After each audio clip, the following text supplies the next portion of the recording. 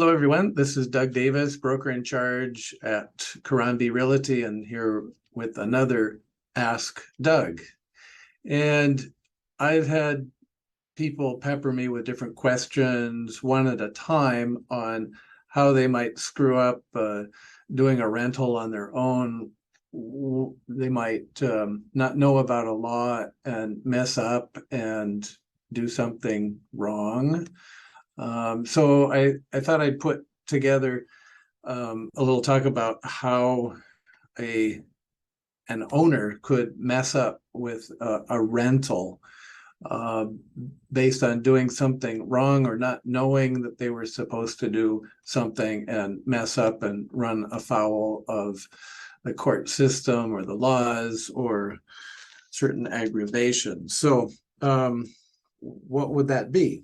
So what might an owner do to break the law with a rental agreement? So, well, boy, you really need to read and know the landlord tenant code. And that's pretty simple to go through it, and has owner responsibility, tenant responsibilities. What if you don't do this? What if you don't do that? So that would be the first thing you'd want to go to and learn and know what your parameters are for asking or demanding or requiring a tenant to do this or that, and vice versa. So things like security deposit. Well, maybe you ask for too much security deposit. Or did you know you can't take the entire rental? Say someone wants to rent for a year, and they'll pay all of the money in one shot on the first month to be competitive, to be able to beat out other people, or just the convenience of having paid it and not have to do it every month. Great time savings. But you can't do that. It's against the law. It's against the landlord tenant code. Notice to leave. You tell the tenant they got to leave next week. Can't do that. And they can go after you if you do that. You have an older home, older than 1979, you are required to disclose that the home may have lead-based paint. Probably will. And there's certain things that one need to be aware of, and they have a pamphlet that you're supposed to give the tenants. Best do that. Animals. I've had people say, I'm not going to have any animals in my house or my condo. Not going to have any animals.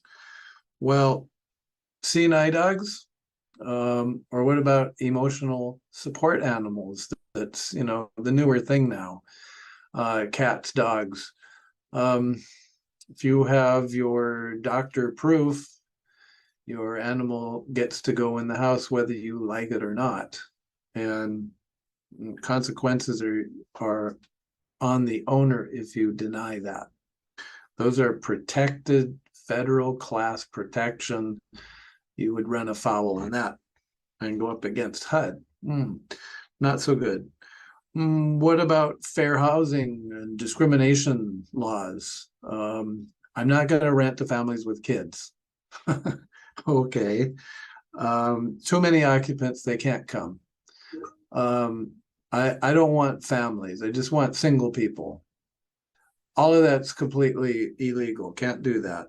So, I'm talking about national origin, race, color, religion, disability, sex, familial status, and all the state add-ons and some new ones that keep getting added on. So all of those things you can't discriminate against or go up against HUD. Federal government, not good. You're not going to win. So those are some of the things. And you could go on and on and on about all the different things. So, even property managers have to continually remind themselves and take courses and get help from maybe an attorney to navigate through all of this mess that one might get into. So it's best best thing you could do is to read the landlord tenant code a couple of times and get that down, or refer to it when you have a situation or you want to do something new. So there you go. Hope that's helpful. Please be careful, beware, and know the laws, and avoid any sort of mess. All right, so that's that. If you have any real estate needs, listing, selling, or property management, love to help you with that. All right, till next week. Talk to you soon.